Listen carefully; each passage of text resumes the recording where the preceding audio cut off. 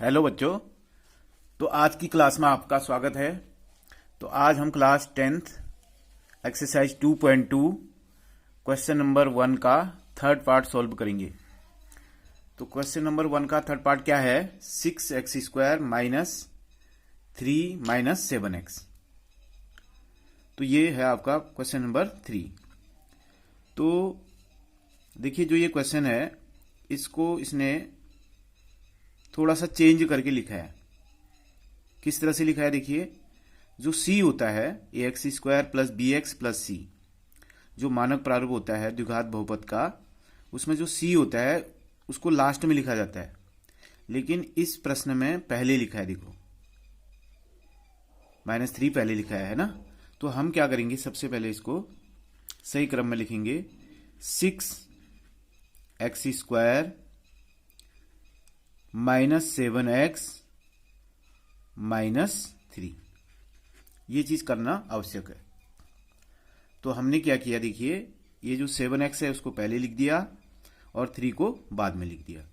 अब हम इसके फैक्टर करेंगे। तो फैक्टर करने के लिए क्या नियम बताया था आपको? 6 3 जा 18, जो शुरू में x² के साथ जो गुणा में लिखा है, अर्थात जो x² का गुणांक है ये 6, इसको और इस 3 को मल्टीप्लाई कर लेंगे। तो मल्टीप्लाई करके हम कहीं रफ में लिख सकते हैं, जैसे 6 इंटू 3 कितना होता है? 6 इंटू 3 18 हो गया। ठीक है। अब इस 18 के दो फैक्टर करेंगे, जो कि बीच में आपका 7 आ जाना चाहिए। तो क्या होंगे? 9 2 जा 18। तो 18 के दो फैक्टर हो गए 9 और 2। ठीक है ना। अब हम 9 में से 2 को माइनस करेंगे तो हमारे पास क्या आ जाएगा? 7 आ जाएगा। तो ये चीज जो है देखा जाएगा इसमें। तो हम कर देते हैं। 6 3 जा 18 था, तो हम किस तरह से करेंगे इसको? देखिए, 6x² माइनस 9 माइनस 2। ठीक है। 9 में से 2 माइनस करेंगे, कितना आ जाएगा? 7, और इंटू x, और उसके बाद क्या है? -3। ये हमने लिख दिया। इतनी बात समझ में आ गई होगी। अब क्या करेंगे बच्चों, ये जो x है इसको अंदर मल्टीप्लाई करेंगे। तो मल्टीप्लाई करने पर क्या आएगा? 6x² minus 9x plus 2x minus 3। यहां पर ये साइन कैसे चेंज हो गया? देखिए, क्योंकि ब्रैकेट के बाहर जो है माइनस है, तो जब भी हम मल्टीप्लाई करते हैं अर्थात ब्रैकेट को हटाते हैं, तो अंदर के जो पद होते हैं उनके साइन चेंज हो जाते हैं, उनके चिन्ह बदल जाते हैं। तो 9x प्लस का था, तो देखिए माइनस का हो गया इसकी वजह से। और इसी प्रकार -2 का साइन प्लस माइनस था, तो क्या हो गया? +2x हो गया। और माइनस कितना आ गया? 3 आ गया। ठीक है। अब क्या करेंगे? इसके बाद समूह बनाकर कॉमन लेंगे। समूह बनाकर कॉमन मतलब ये जो शुरू के दो पद हैं इनमें एक साथ कॉमन लेंगे, और बाद के जो दो पद हैं इनमें एक साथ कॉमन लेंगे। तो आप देख सकते हैं इन दोनों में 6x² माइनस 9x में क्या कॉमन है? देखिए बच्चों, इन दोनों में कॉमन है आपका 3। कौन है? 3, क्योंकि 3 से जो ये 6 भी विभाज्य हो जाता है, और ये 3 से 9 भी विभाज्य हो जाता है, मतलब 3 से दोनों डिवाइड हो जाते हैं। तो हम इसलिए 3 क्या ले लेंगे? कॉमन लेंगे। उसके बाद x² यहां है, x यहां पे है, तो इन दोनों में से क्या कॉमन आएगा? x कॉमन आ जाएगा। तो अब अंदर क्या बचेगा? देखिए, इस तरह से ब्रैकेट लगाएंगे। 3 2 जा 6, 2 आ गया यहां पे, और x² था, x से एक बार बाहर आ गया दोनों में से, देखो, तो यहां पर एक बार बचेगा, और -3 3 जा 9, तो ये आ गया 2x माइनस 3। इसी प्रकार अब इन दोनों में कॉमन ले लेंगे। तो इन दोनों में कॉमन देखिए क्या आता है? कुछ भी नहीं आ रहा है। तो जब कुछ भी नहीं आता है तो क्या लेते हैं? 1 ले लेते हैं। तो यहां पर आपका आ गया 2x माइनस 3। ठीक है। हमने पहले वाले क्वेश्चन में बताया है कि इस तरह के प्रश्नों को सॉल्व करते समय क्या ध्यान देना है कि जो चीज कॉमन लेने के बाद जो अंदर आती हैं वो हमेशा सेम आती हैं। देखो, दोनों में सेम आ रहा है ना, एक जैसा आ रहा है, तो इसका मतलब बिल्कुल सही कार्य यहां पर चल रहा है। अब 2x माइनस 3 देखो इधर भी है, 2x माइनस 3 इधर भी है। इसमें हमें क्या समझना होता है, ये पूरा पहला पद है और प्लस के बाद ये पूरा दूसरा पद है, तो इन दोनों में से 2x माइनस 3 जो है कॉमन आ जाएगा। ठीक है, इसके बाद जो ये 3x है और ये प्लस 1 है, इन दोनों को एक साथ लिख देंगे 3x प्लस 1। ठीक है, इस तरह से ये दो गुणनखंड बच्चों आपके पास आ गए। ठीक है ना। अब इन दो गुणनखंडों की सहायता से हम इन दोनों के शून्य अर्थात जीरोज निकालेंगे।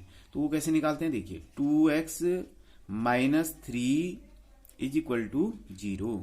ठीक, तो क्या बन जाएगा आगे जाके 2x इज इक्वल टू, ये 3 माइनस का है, उधर जाके किसका बन जाता है, प्लस का।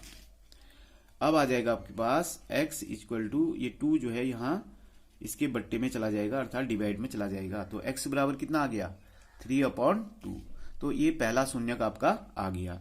इसी प्रकार से दूसरा कैसे निकालेंगे, देखिए दूसरा गुणनखंड ये है 3x plus 1 is equal to आ गया आपके पास 0।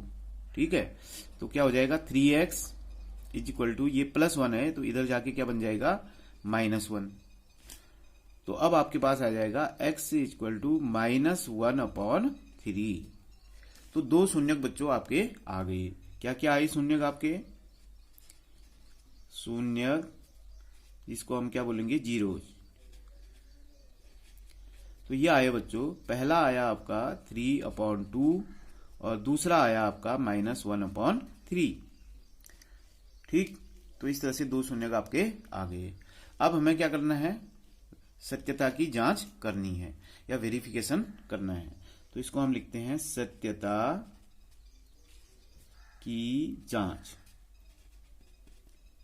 सत्यता की जांच मतलब वेरिफिकेशन। वेरिफिकेशन सत्यता की जांच।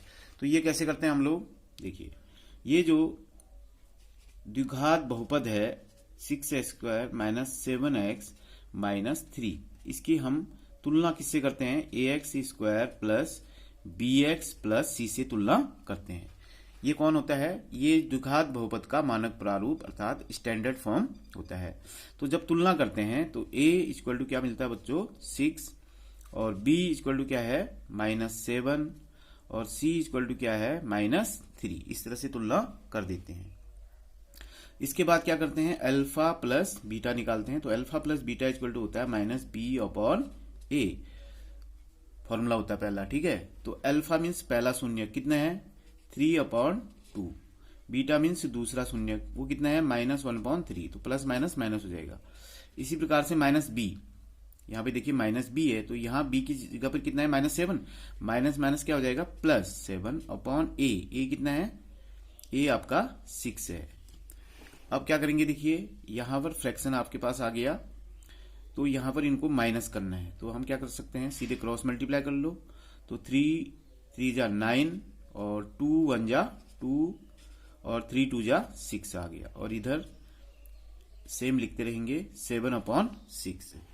इसके बाद यहां देखिए 9 माइनस 2 कितना होता है 7, तो ये आपका 7/6 आ गया, और इधर पहले आ चुका है 7/6। तो यहां पर आप देख लीजिए LHS इक्वल टू क्या आ गया RHS, और यही आना चाहिए। Alpha plus beta equal to -b/a में रखने पे क्या होना चाहिए बच्चों, दोनों साइड में सेम आना चाहिए LHS और RHS। तो ये आ चुका है। इसी प्रकार से हम अल्फा इंटू बीटा चेक करेंगे। तो अल्फा इंटू बीटा चेक कैसे करेंगे, alpha into beta equal to क्या फॉर्मूला होता है C/a होता है। ठीक है, अल्फा मीन्स पहला शून्य, तो पहला शून्य कितना है, पहला शून्य है 3/2, बीटा दूसरा शून्य कितना है -1/3, और c कितना है -3, और a कितना है 6 है। अब इन दोनों को कैसे करेंगे, देखिए 3 से 3 को कट कर दीजिए सीधे, तो यहां बचा आपका -1/2, और यहां पर भी कितना बचेगा, देखो 3 1 जा 3, 3 2 जा 6, यानी 3 से इसको भी डिवाइड कर दिया, 3 से इसको भी डिवाइड कर दिया। तो यहां पर आप देख लीजिए LHS इक्वल टू क्या आ गया RHS, यहां पर भी आ गया देखो। ठीक है, और यहां भी LHS इक्वल टू क्या आ गया था RHS।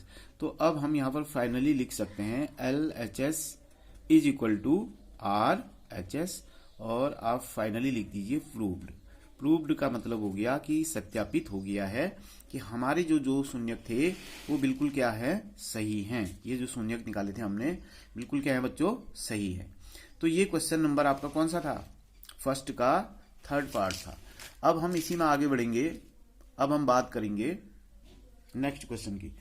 तो अगला क्वेश्चन क्या है हमारे पास, उसको देख लेते हैं। इसमें अगला क्वेश्चन है आपका 4u² + 8u।